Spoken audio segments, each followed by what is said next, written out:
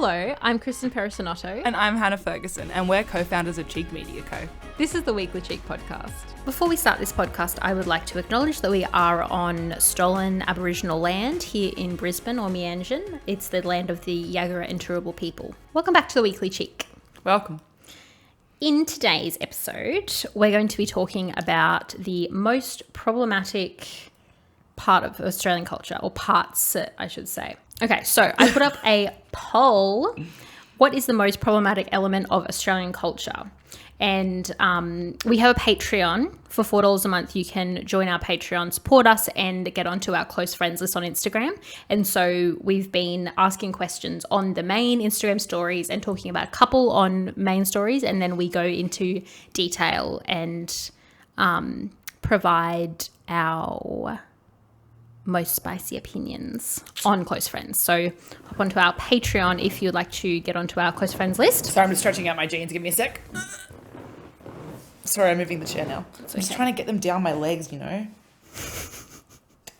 I hope everyone's watching the video for this. Now I'm going to move the chair a little bit. Yeah, just slightly forward. Yeah, perfect.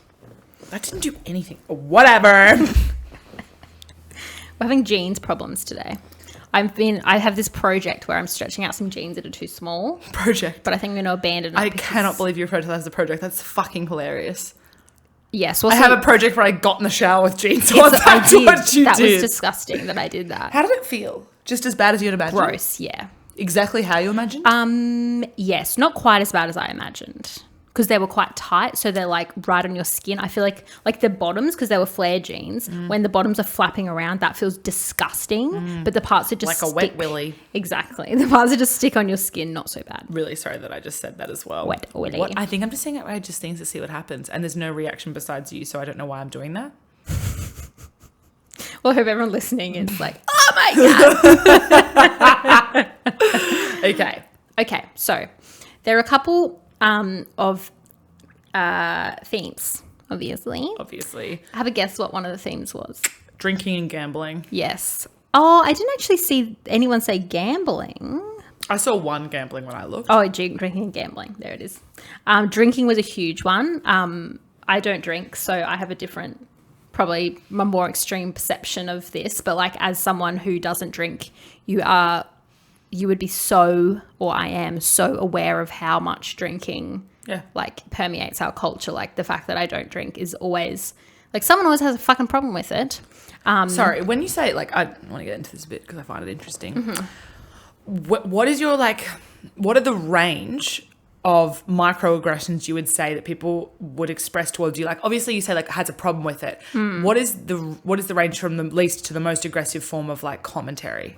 I don't think I've had commentary that's that aggressive, but it's more just like people will continuously ask me if I want to go for drinks. And like, I don't mind if it's like a group of people who are like, oh, we're going to get drinks. I will usually go and get like a lemon lime bitters or a water or lemonade or something like that. Like I'm not offended that people like en masse invite a group of people to get drinks, including me. But like people who know that I don't drink are like, oh, how about you and me go to the bar down the road to catch up? I'm like, why would you do that? Why would you Why would I want to go there when it's just me? The other thing, I think one of the worst things is people asking why I don't drink. Like there's so many reasons, it's not your business. Like especially people I don't even know. And another bad one is people who give me a drink even though they know I don't want to have a drink. Like physically, what about offering? Some people do continuously offer even though they know I don't drink. And I think that borders on ignorance and rudeness. Yeah, because I guess in a way it's like people are trained to offer the drink on the basis that that's courteous. Yes. But when someone actively, like I would personally never offer you alcohol ever. No. A lot of people do. I know. But I guess it is confusing. Like it can be like, but it's also a lot of foods and things and drinks. Someone like coffee. Well, I don't drink coffee, but it's like alcohol is completely different to that because that is a drug. Yes. Right. That's interesting. But people don't say to me, do you want a drink? People say beer, wine. I see. And I you say do like lemon lime bitters. yeah. And I'm like, water. Because usually if someone says beer, wine, I just say water.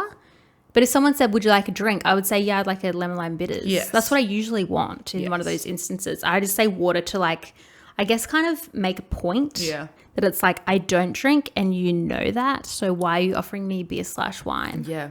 The other thing, like, this is a bit of a harder one and I kind of get it. But like when I was younger and like for everyone, all they did for birthdays is like pre-drinks and then go out. Is like people continuously inviting me to those, which I get it. Like I feel like a lot of people think it's rude to not, like it'd be ruder to not invite me. But then when I'm like, oh, like I'll probably come for the start, but then I'll just sleep. Being like, oh my God, why? Why aren't you coming to the clubs? Like, why aren't you coming to the Valley? Like, why the fuck would I want to go there? Like, why would I want to go to the Valley sober? This is really random. I haven't expressed this to you yet. I had a dream last week that I had a hens party. Which is outrageous, right? Because I wouldn't. Yeah. I wouldn't. And you know what? If you've had one, I don't give a fuck. It's just very out of character for you. Yes. So I had this dream I had a hens party. And I was in the dream, like, so concerned about what I was going to do for you, my queen. Thank you, queen. I was like, oh, she would hate it. But if I don't invite her, that is so rude. This is my queen, right? And then I just thought I would not invite you. Yeah, thank you. Because it would be disrespectful to invite you to that. Yes. Right? If I was going to have one. Yeah. That's how I felt. The other thing is because usually when I'm invited to those things, it's like when you're invited, it's like, well, I kind of have to go now. Well, this is the other thing is it's like sometimes I say to you in certain instances, like, I am going to invite you, but like, do not come. I'm informing you that I'm going. But it's one of those things where like, I had a friend talked to me recently about an issue they were having with two of their close friends, and they were like, I just don't know if I'm being out of line. And this was about an issue with going out somewhere, and I sort of said like, well, have you ever communicated how you want to be communicated with? And I think that's the question with something like this. Some people would always want to be invited and wouldn't feel bad saying no. Yeah. But I think it's like there isn't an expected like template pro forma thing of like how that should be treated, and how someone who doesn't drink wants to be treated, if they want to be treated exactly the same as someone who does drink, or if they want to be acknowledged and it'd be very aware that you don't drink. So like when someone says, do you want a beer or wine? That's just stupid. Yeah. Because you should be asking everyone, do you want to drink? It's the inclusive thing to say. It is the inclusive thing to say. Yeah. But I can understand that some people would be confused, and I'm sure you understand this too, but like about how to go about it. But I think just asking is not that difficult. Yeah. Like I say to you, like, would you prefer to be... I try to be as like, you tell me. Yeah. But then I also don't... Do you want to be invited or not? But sometimes you're like, no. Sometimes I invite you to something and I'm like, oh, she's going to fucking hate this. And you're like, no, I'm seriously not. And I'm like, in your head though, are you secretly like, you evil Why are you inviting me to this? Yeah, and the other thing is like if people know me, they know that I prefer not to be invited. Yeah. Or like I actually like when people say like, I'm going to this thing, like you would hate it, so I haven't invited you. Yeah. And then it's like, That's is what I that try good? to Is that do. fine? And I'm like, oh, thank you. That's a relief. Yeah. That's what I try to do. I love when people say to me about events and they're like, you don't have to come. I'm like, oh, yes. Thank you for saying that. It's so funny because I told you a couple of times that like I've been at like parties or things where people have been like, oh, you should really bring Kristen. And I flat out say to the person, Kristen will never ever come to this. I literally will be like, Kristen I will never bring Kristen. Like I don't want them to ever have this idea that will happen. So like maybe one time I she'll flat out I'm like, no. And they're like, come on. And I'm like, I don't think you know a single thing about Kristen. She'd rather die. Yeah. And it's not about them. No. It's about what you enjoy. Exactly. And that's the thing, I think people take it offensively and it's like, but party culture and drinking culture isn't for everyone. Exactly. But you can like drinking and not like nightclubs. You can like nightclubs and not like drinking. Yeah. Rare. But Yes. Well, it's like, you know how some people, they're like not into drinking, but they are into drugs? Yes. Like, is there something for everybody? There is something for everybody. Some people like water. Exactly. Yeah. Some people don't like fizzy things. But I think it can absolutely come with a timeline for people as well. Like, I think that, you know, my mum wasn't ever a massive drinker, but she's always been like a lightweight. She'll have one wine and be like, I can't tie my shoes. Someone help me. She'll hate hearing this, but that did happen. In year 12, I came home and she was like, Hannah, and I had like a Converse on and the lace front on and she was like, I don't know what to do.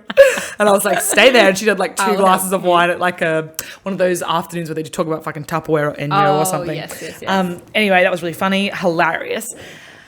I think the other thing is, my point with that was it's a lifestyle change. So like my mum was never a big drinker, but she did drink. And then when, 5 years ago, she just stopped drinking. She had one light beer overseas and was like, couldn't finish it. And I was like, wow, queen, that's incredible. Wow.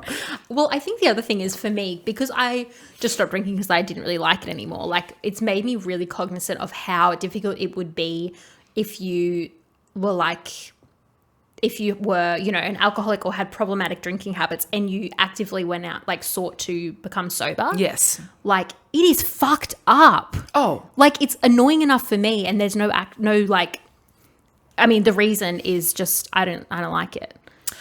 It also, I don't know if this sort of goes off course a bit, but I note how the more comfortable and the longer we've been drinking for, the way the rules fade away and the boundaries change. Yeah. So like, for example, probably up until 2 years ago, if I was going to drive anywhere, I would not have a mouthful of alcohol. Mm-hmm. I was very, very hyper aware at all times of how much I was drinking. And if I knew I had to drive that day in the next 24 hours, I would not touch a drink. Yeah. And then, you're working full time, you work somewhere, like I've worked in multiple workplaces where drinking has been quite a big part of the culture outside of work, like on a Friday afternoon, blah, blah, blah. And, then you get into like a 1 or 2 drinks and you're counting the hours and then your boundaries change and the goalposts change. And that's a really small example, but I think that can happen. Whereas it can be the opposite. Someone can start drinking heavily at uni and sort of have no awareness for the rules or what's socially acceptable and do really the wrong thing when they get drunk and become the worst version of themselves. Yeah. And then as they get older, they grow out of that. But I think our habits can really change and our personal rules and values change when we drink. Yeah, exactly. There are a lot of people in this country who should not drink. Agree. And I think that one of the worst parts about alcohol is that it diverges so significantly from the people we are every day. Yeah. And I actually don't like, and often when people bring this up, I don't really comment or I just agree because I don't want to talk about it. But I actually don't like the whole saying like it's truth serum or like drunk words speak sober thoughts or whatever, because I don't think that's true. No, me neither. I think that people become this entirely different version of their personality pie. Yeah. And it's either it can be the worst and it can be a better version of themselves. It really depends on the person. And I think that the way that happens is dangerous. Like I think either way is dangerous. Agree. No, I don't. And as a big subscribe to drinker, that. it is so fucked for me to talk about it like that. I don't think you're a big drinker, Queen. Really? That's interesting. Think about how many people we know who drink so much more than you. No, do. I know, but like, if we're looking at what the measure should be, I should be a big drinker, I guess. But in Australian culture, I'm not. But like a heavy drinker is like 7 drinks a week, every week. Yeah, true. According to medical stuff. Yeah. I remember like when I did drink in uni and doctors would be like, are you a big drinker? And I'm like, how much is that? Yeah. And then it'll always be like 7 drinks a week, but not all on the same day. I'd be like, but that's the thing. I think we're all lying to doctors then. Like I remember going to the doctor at like 18 or 19 and they asked and I was like, do you want the real number? And I said it and they were like, oh, I know. I was like, I'm in uni. What the fuck? Exactly. What do you expect? Like, and again, it's society. Like, what do you fucking expect? But something that's confusing is 7 drinks a week to a doctor is a lot. Have you ever been to a bar? How many drinks do they recognize they're serving one person? Exactly. And like when I was drinking, it would be at least like 10 standards before we went out. Oh, absolutely. And also like you can order cocktails by the jug. Exactly. Hello. Everything's a double or triple shot. I just think that social outings just revolve around alcohol in this country and it's problematic. Absolutely agree. Another one of the big ones, racism, obviously. And a few of these I did talk about on our close friends story, but I will kind of like sum up because I think some of them were quite interesting because a lot of people just said racism. Agree, obviously. Some people said casual racism, which I think is like quite inherently Australian, which I think is a fucked up thing to say. But like casual racism and casual sexism is the way that Australians get away with being like, oh, well, it's just a bit of fun. It's nothing serious. And like that's what perpetuates like, domestic violence and violence against people of colour and continued discrimination. Another thing that someone said, and I was like, oh my God, that is so smart. Not understanding that all non-First Nations people are immigrants. I saw that one. Yeah. It's crazy. I mean, sorry, it's not crazy. It's obvious. It's a very good take, I think. Well, it's like, famously Pauline Hanson claimed she was Aboriginal because she was born here. I know. She's so fucking... But I think that was a really interesting one because it's like... And I talked about this on Close Friends Story, so apologies, so I'm just repeating this. But like everyone who lives in this country is either First Nations or has been an immigrant at some stage in their like... Ancestry. I was like, what is that word? I was like, when you're coming towards a word and you're like, oh my God, where is You're it? like, it better come to me right then. Yeah. But I think that if people actually got that through their thick skulls, Australia would be a much better place. Yeah, absolutely. Because also then like the way that we treat refugees and people seeking asylum, it's like, hello, we're all immigrants. Yep. If you're like a white Australian, you're a fucking immigrant. I mean, it just comes down to racism, really. It's not that complex. It should also be mentioned that like a lot of people said, and I think it is like a subsect of racism is...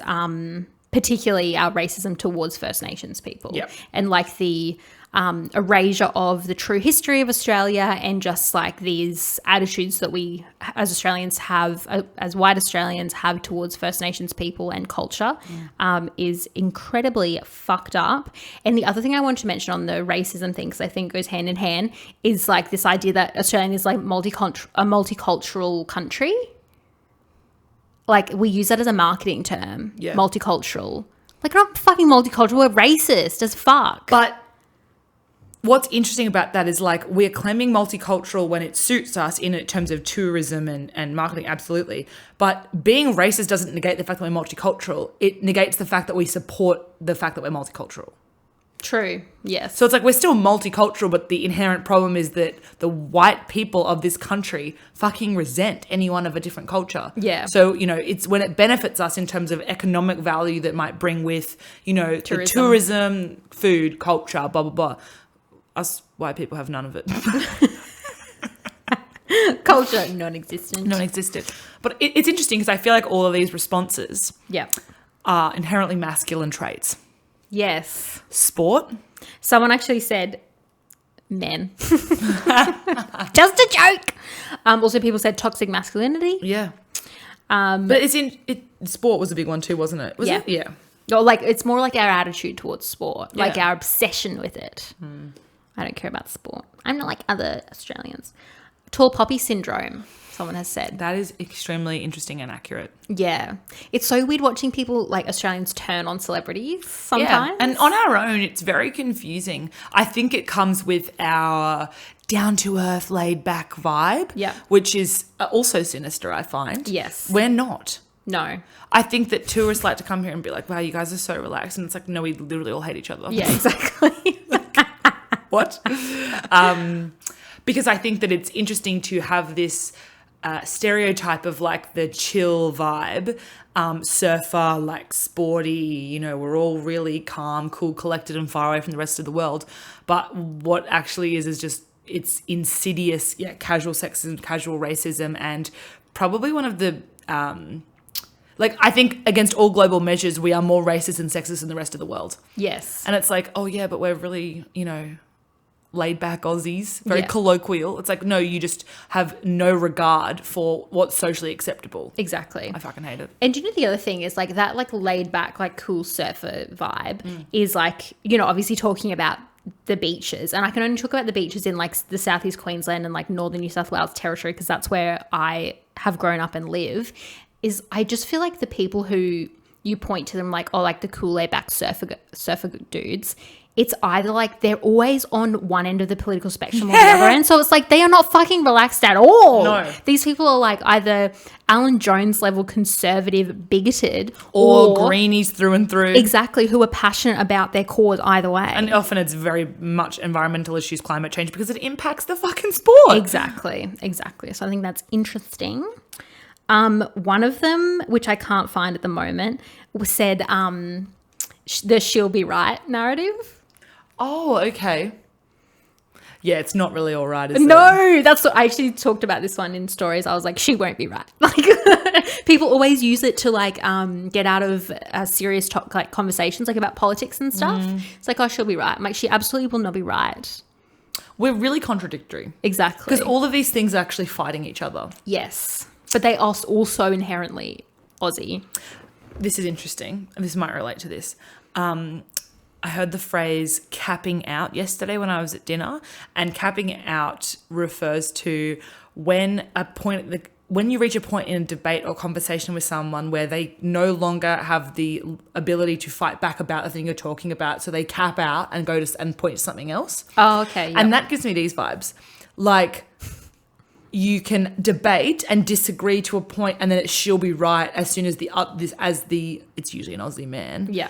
Can't continue to debate policy or climate change or something specific. Mm-hmm. It's she'll be right, or it becomes casual racism, sexism, stereotyping. Yeah. It's like all these things enter at the point of I no longer have an argument. Yes, exactly. And I think yeah, you're right. She won't be right. She is very, very wrong, especially in this day and age. This one's a bit different. The Aussie bloke is useless, needs a good Sheila to sort him out. Holy shit. My mother tried to peddle this at me once. Really? 2 years ago. Oh, no. This is embarrassing. I got really drunk on Boxing Day in my small hometown in Central West New South Wales. And I was like absolutely obliterated. Like, it was really embarrassing. One of the most embarrassing times. Anyway, I got home and my mum mentioned something about, short skirts. We had a bit of a brawl about short skirts, women asking for it. You know the vibes. Anyway, she ended up saying something like, but, a good woman can change a devil man. Oh. And I was really drunk, and my brother was cooking me a bacon and egg sandwich in the kitchen, and he just turned to my mum and was like, enough, stop. And I just I remember having like glassy eyes, and when you're just like a bit blurry, and I just turned to her like, and it was just like went on. Like I cannot even express what happened from there. Oh God. But I think there is this narrative of like, you need a good woman to, bring a man down. And it's also this idea that we're, in some way stealing a man in his prime or locking him down. Ew. But isn't there this idea of like possession and imprisonment of that as well? Oh, yes. Like, that's what I mean. Like, I think that when we peddle this idea, it's like, the ball and chain argument. The ball and chain argument, it's not an argument, it's a term. Yeah. But I find that really fucked. Like, it's one of the most toxic parts of monogamous culture as well. Is like this idea that a woman is like settling a man and taking him out of some sort of spotlight or peak. Yeah. That's feral. So my partner was he was overseas somewhere, and he was like in hostel, and he met this woman who was from New Zealand, and so he wasn't in New Zealand. They were both traveling, and this woman she had lived in Australia for a while, and she was like, I just find like the culture around Aussie relationships is really problematic. Like, in a straight relationship, she said, in New Zealand, it's like you and your partner are like partners, you're best friends, you're like a unit in terms of like you want to spend time with each other. Crazy concept, I know. Crazy. But she said in Australia, the culture is always like the man is always trying to like get away and like go and see the boys and like have a boys' night and like get out of the home that he and his partner shares. Yeah, and she's like, it's just really not like that. In New Zealand, it's like we go out with our partners and like it's a group thing. It's not like the men trying to like escape the woman for one night. Yeah. Fucked. Do you think that women peddle that? Yeah, but I think it probably, because we live in a patriarchal society, I think that it came from the men, and then women are like bred to believe it as well as men, and then women have their own take on it, I think. Yeah. Because it's like, I think that women, it's you either go one way where you're like fighting your man.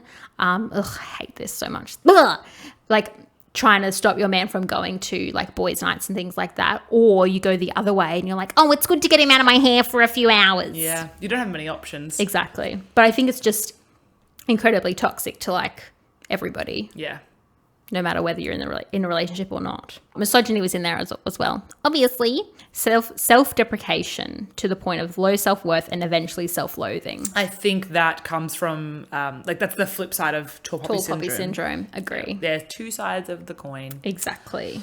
And I absolutely think we're all guilty of it. I think that shitting on yourself is promoted in Australian culture. Yeah. And I think that I think it comes from, there's an element of feminism there where for women it's not acceptable to promote yourself, and it's seen as, being self-obsessed or entitled, all of these sorts of things. But I think it's really dangerous the way that we shit on people for liking themselves. Yeah. At a very baseline level. Agree. Although I do think in Australia, women and men both get it. Like women probably worse, but I think that... But I think the men should be bullied.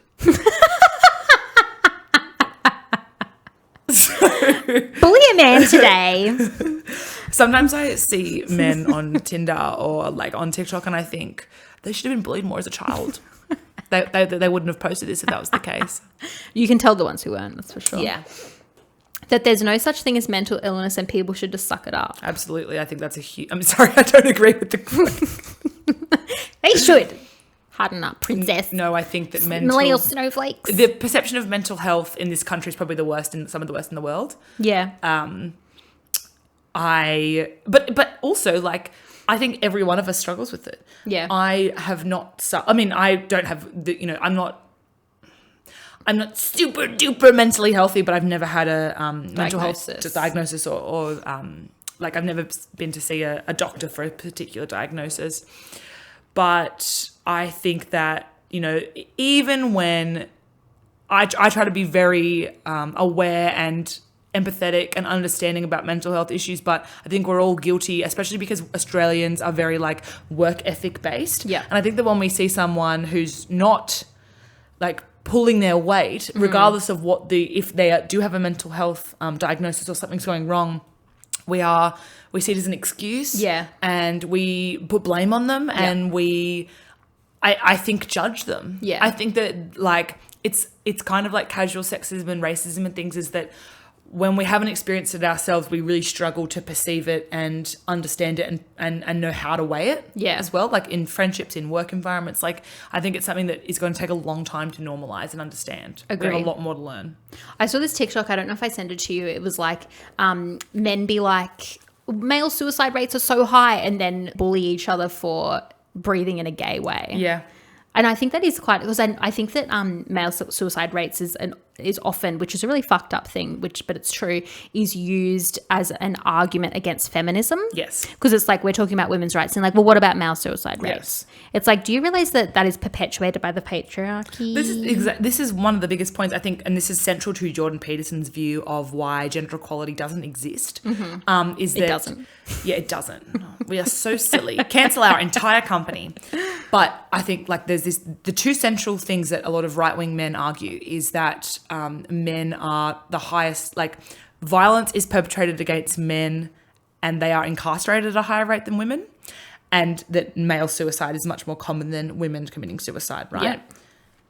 Who are the perpetuators? Yeah. And this comes back to our argument a few weeks ago about men being oppressed. Yes. Can you label one group as both the oppressor and the oppressed? Not really, but I think it's more nuanced than that, right? Yeah.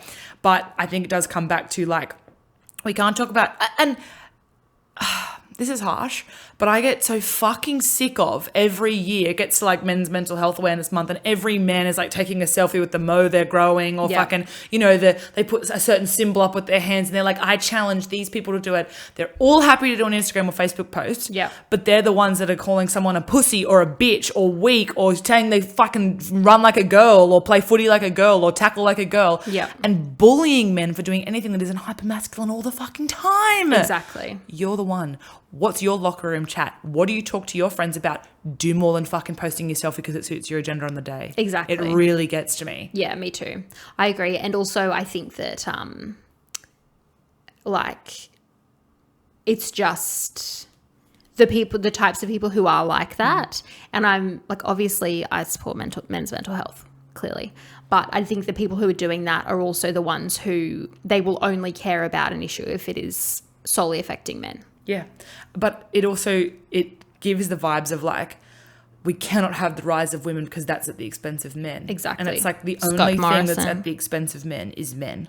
If you didn't find us completely insufferable, come back next Wednesday for a new episode. You could also find us on Instagram at Cheek Media Co or online at cheekmedia.com.au. Yes. That's the one. That's the one.